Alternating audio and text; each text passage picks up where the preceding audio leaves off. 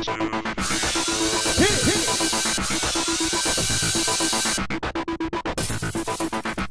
everybody, welcome to another recap of Survivor Samoa. Last week, Monica was sent packing. Thank God, I hated her. So there's 6 people left. Brett was massaging Shambo at the beginning of the episode. Poor Brett. The things he's got to go through. He tried to play the Christian card with Natalie and she was totally buying it. I mean, I'm not saying he's being insincere or anything. It's just who he is. And Shambo needs a haircut. About 20 years ago. It's not good. The mullet was never a good thing. And Russell is definitely making sacrifices to keep Shambo around because, number one, she's got ass breath. And I hate when people have bad breath, but I hate when people have bad breath and they have to talk an inch away from your face. That's just not cool. If you know you have bad breath, back off. And, yeah, the hair...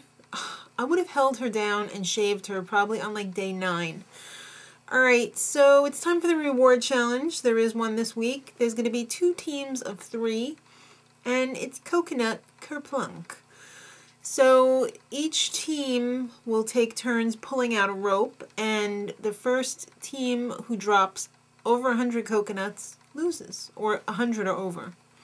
So the prize is a feast and a night with a mattress. Yeah, it's in a bed. But I guess it's like not a bed frame. It's out in the woods somewhere, so it's just a mattress, they call it. Alright, so Russell and Natalie end up being selected as team captains. And Natalie got to pick first, so her first choice was Brett. And Russell picked Jaison, and then Natalie picked Mick, so Russell got left with mullet. Jeff was pretty fascinated by the mullet. He was being a little distracting during the challenge by pointing out Shambo's hair the whole time. Kind of weird. Natalie's team has a little team prayer, and that makes Russell pretty nervous. Because he's wondering why the hell she picked Brett. What's going on? She's on his team. She's got to do as he say. So apparently God does love Natalie's team until Mick got 19 coconuts in one pull of the rope. But then, not to be outdone by Jaison, who got 48 on the next pull. But then Natalie topped that with 58 on her next pull. And it was really freaking weird because right before she pulled the rope, Shambo was like, I say it's 58. And it was. I almost crapped in my pants. Okay, so then Russell had a clean pull. No coconuts. But then it was up to Brett, who lost it for his team by getting 23 to put it over the top with 104. So they lost the challenge. Russell, Shambo, and Jaison got to go to the feast. And it was really disgusting. Shambo ripped the skin off a roasted pig and was like, this is the best part. And just seeing all that fat and skin made me want to throw up. And yeah, my stomach's not feeling too good right now thinking about it. But then there was dancing. That was equally as disgusting to me, to watch Shambo like dance around drunk. And back at camp, they're feeling bad. You know, Mick, Brett, and Natalie. So they want to make their own reward challenge. And they're like, yeah, let's go have a snail feast on the beach. It'll be cool. And it was, actually. And so, yeah, more drunken Shambo, and Russell cannot stop obsessing over Natalie picking Brett. He's really worried. Heads are going to roll when he gets back to camp, because he's going to need at least a good solid 2 hours with Natalie to make sure that he's raked her over the coals enough to keep her on the plan. So, sure enough, he does take her aside and talk to her about Brett. She reassures him that everything is going according to plan, and he tells her that he wants Brett gone. She's okay with it.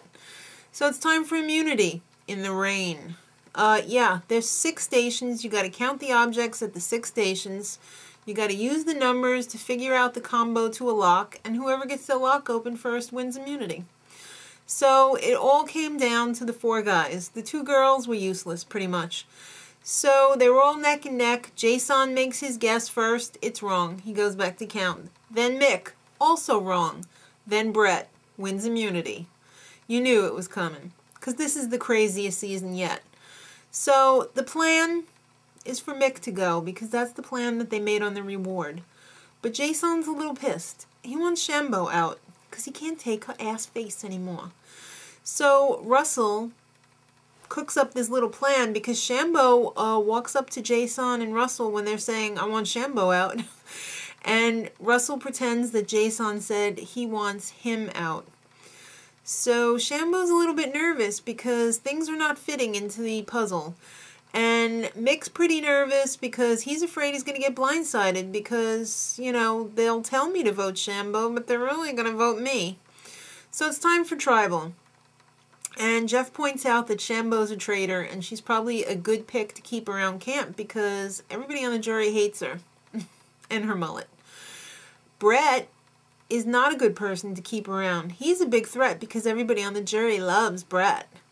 So Mick's admitted that he's going to be pissed if he's voted off. Who's not going to be pissed if they get voted off?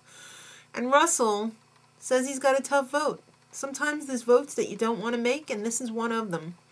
So Brett keeps his immunity. Surprisingly, Russell keeps his immunity, hidden immunity idol, doesn't play it. And Shambo is blindsided. Well, everybody knew except Shambo. I guess that's a blindside. So, yeah, she's voted off by at least 4. I think it was actually 5. Next time. Oh, it's Sunday. You know what that means. When they have the Survivor on a Sunday, it's the 2-hour finale. I love everything about the finale, except for when they have to gather up the torches of the fallen the fallen tribe members that have gone before them. It's such a time waster, and I don't need to see it again. I just want to fast forward through that part. And the 1-hour reunion show afterwards. They never go as deep and controversial as I want them to. Let's see if this season's going to be any different. Till Sunday, much love.